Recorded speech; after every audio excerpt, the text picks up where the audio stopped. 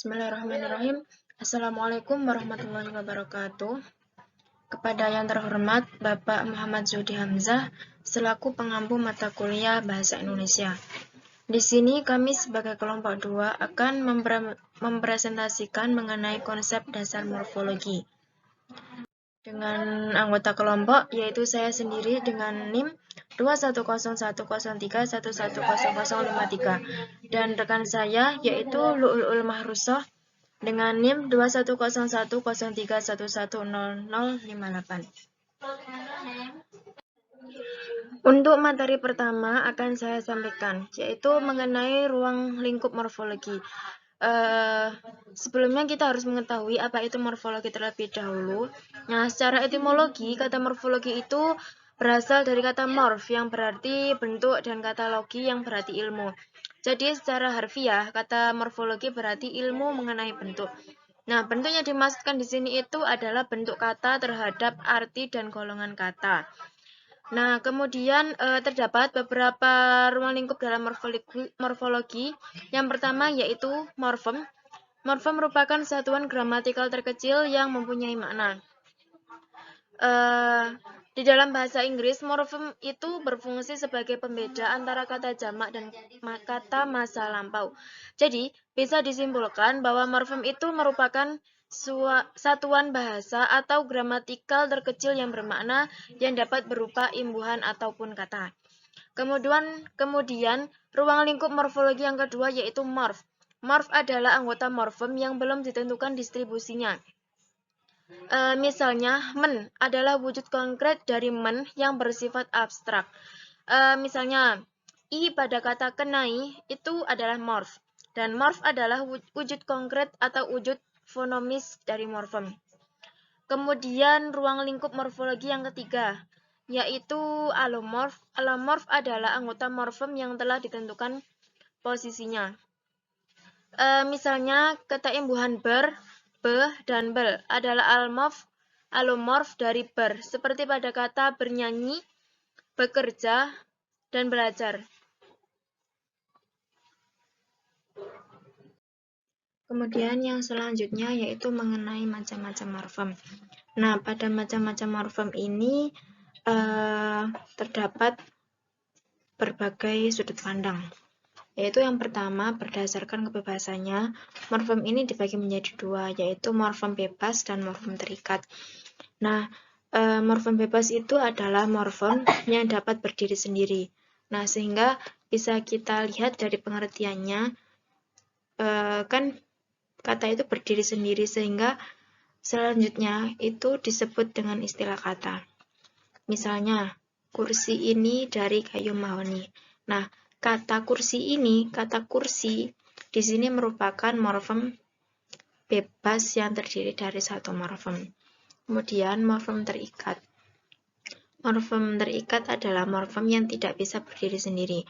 Misalnya, mendapatkan imbuhan me, di, a, dan lain-lain. Selanjutnya yaitu berdasarkan keutuhannya. Berdasarkan keutuhannya juga dibagi menjadi dua. Yang pertama yaitu morfem utuh. Morfem utuh itu merupakan morfem yang satu kesatuannya ditulis secara bersatu. Misalnya meja, kursi, kecil, laut, dan pulpen. Kemudian morfologi terbagi. Morfologi terbagi ini adalah morfem yang terdiri dari dua buah bagian yang terpisah. Contohnya ada pada kata kesatuan yang memiliki satu morfem utuh, yaitu satu. Dan satu morfem itu terbagi, yaitu ke atau an. Kemudian berdasarkan jenis fonemnya. Berdasarkan jenis fonemnya ini juga dibagi menjadi dua, yaitu yang pertama morfem segmental. Morfem segmental adalah morfem yang berwujud bunyi dan dibentuk oleh fonem-fonem segmental. Seperti morfem lihat, lah, sikat, dan ber. Kemudian, sedangkan morfem suprasegmental itu adalah morfem yang dibentuk oleh unsur-unsur suprasegmental, seperti tekanan, nada, durasi, dan sebagainya. Kemudian, macam-macam morfem yang berdasarkan kandungan makna leksikalnya juga dibagi menjadi dua, yaitu yang pertama, morfem bermakna leksikal. Nah, morfem bermakna leksikal ini adalah morfem yang memiliki makna pada dirinya sendiri, tanpa perlu berproses dengan morfem lain.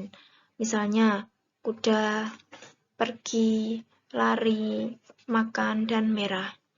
Nah, sedangkan untuk morfologi tidak bermakna leksikal itu adalah morfem yang tidak memiliki makna apapun pada dirinya sendiri.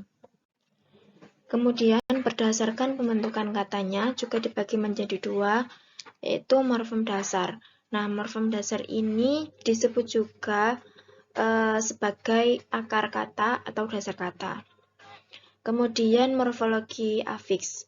Nah, kata ini merupakan kata imbuhan, sehingga kata yang telah mengalami proses pemberian imbuhan. Misalnya kata ambil mendapatkan imbuhan me yang akhirnya menjadi mengambil. Kemudian kata tulis yang diawali dengan imbuhan pe di awal kata dan diakhiri dengan kata an sebagai imbuhan terakhir menjadi penulisan. Kemudian yang selanjutnya berdasarkan keunikannya, yaitu dibagi menjadi dua, morfem biasa dan morfem unik. Nah, untuk morfem biasa ini berarti morfem yang bermakna yang tidak, meskipun itu tidak melekat pada satu kata tertentu, itu dia itu mempunyai makna. Kemudian morfologi morfem unik. Nah, morfem unik ini merupakan morfem yang hanya bermakna jika melekat pada satu kata tertentu. Misalnya pada kata mayur yang hanya akan bermakna jika diletakkan dengan kata sayur. Kemudian yang selanjutnya yaitu mengenai proses morfologi. Nah, pada proses morfologi ini terdapat 4 proses. Yang pertama yaitu proses pengimbuhan afiks atau afiksasi. Nah, adalah penggabungan akar atau pokok kata dengan afiks. Nah, kata yang digunakan ini dapat berupa kata benda, kata sifat, kata kerja, dan lain-lain. Dalam afiksasi ini sendiri terdiri beberapa macam, yaitu yang pertama prefiks. Prefiks ini adalah imbuhan yang secara struktural diletakkan pada awal sebuah kata dasar. Kemudian sufiks. Sufiks itu adalah morfem terikat yang ditempelkan pada bagian belakang kata dasar itu. Kemudian yang ketiga yaitu infiks. Infiks itu afiks yang diselipkan di tengah kata dasar. Kemudian yang keempat yaitu konfiks. Konfiks ini merupakan gabungan dari dua macam imbuhan atau lebih yang bersama-sama membentuk satu arti. Kemudian yang terakhir yaitu kofiks. Kofiks ini adalah pemakaian beberapa imbuhan pada kata dasar yang masing-masing itu masih mempertahankan arti dan fungsinya. Kemudian proses morfologi yang kedua yaitu pemajemukan atau komposisi. Adalah proses penggabungan dasar dengan dasar atau biasanya berupa akar maupun bentuk perimbuhan. Sebagai contoh terdapat kata keras dan terdapat kata kepala. Jika digabungkan menjadi sebuah kata baru yang juga menimbulkan arti baru yaitu keras kepala. Nah, untuk materi yang selanjutnya adalah tentang pengulangan atau reduplikasi. Nah, reduplikasi ini adalah pengulangan satuan gramatik baik seluruhnya maupun sebagian, baik variasi fonem maupun tidak. Nah, hasil dari pengulangan itu disebut dengan kata ulang.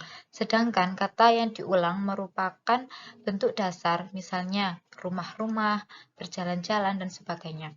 Nah, setiap kata ulang itu sudah tentu memiliki bentuk dasar. Apabila ada kata-kata yang dipisah menjadi bentuk dasar, tetapi bentuk dasar tersebut tidak mempunyai makna, maka kata tersebut tidak termasuk ke dalam kata ulang. Contoh pada kata mondar-mandir.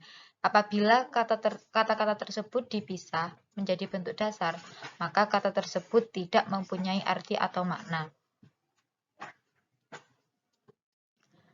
Kata ulang dapat digolongkan menjadi 4 golongan, yaitu yang pertama, kata ulang utuh, yang kedua adalah kata ulang sebagian, yang ketiga adalah kata ulang berimbuhan, dan yang keempat adalah kata ulang berupa fonem.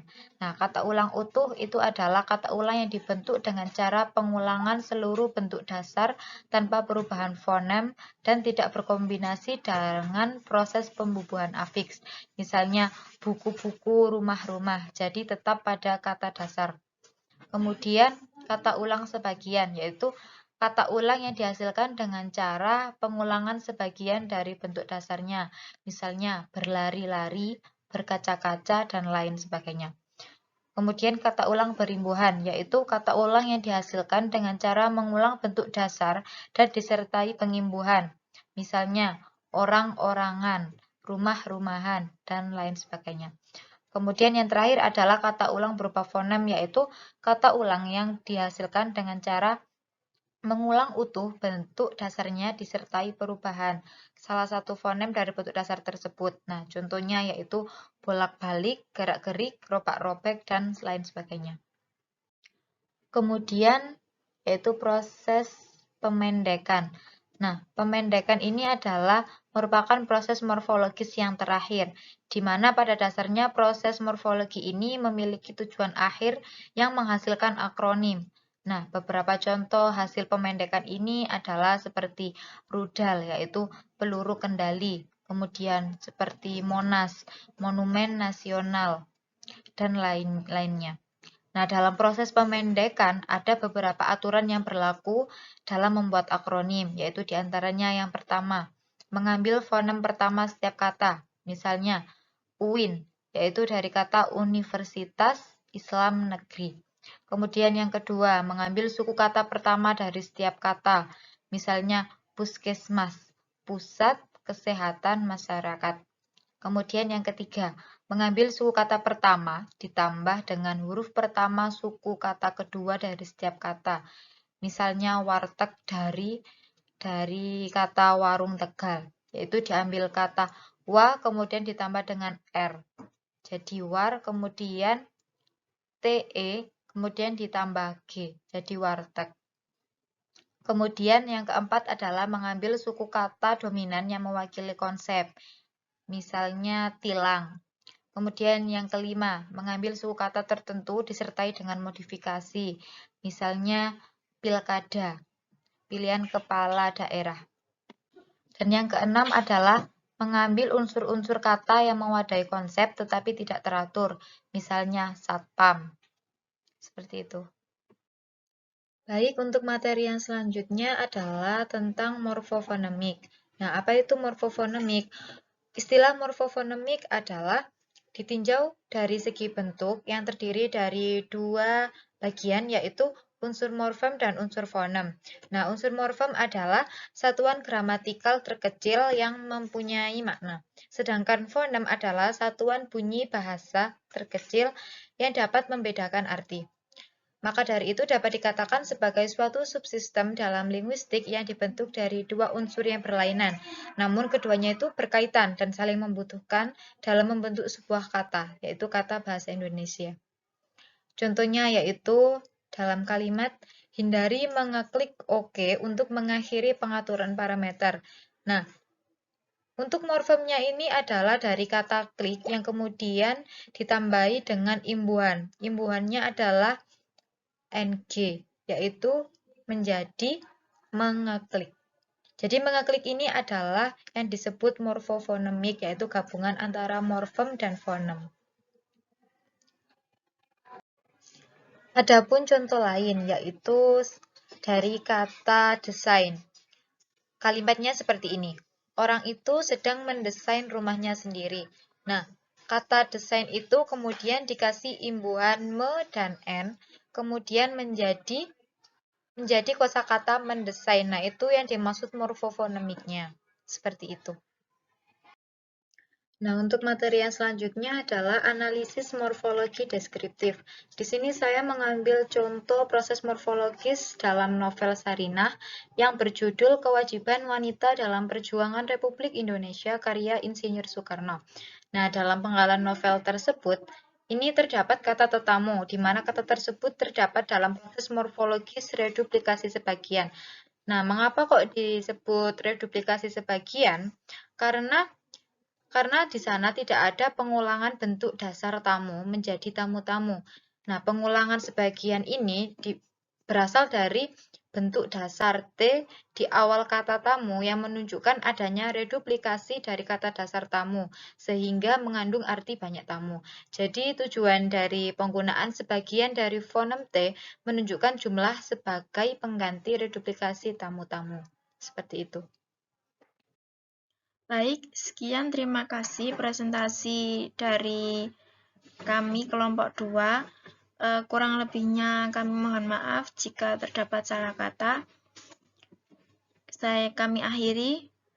Wassalamualaikum warahmatullahi wabarakatuh.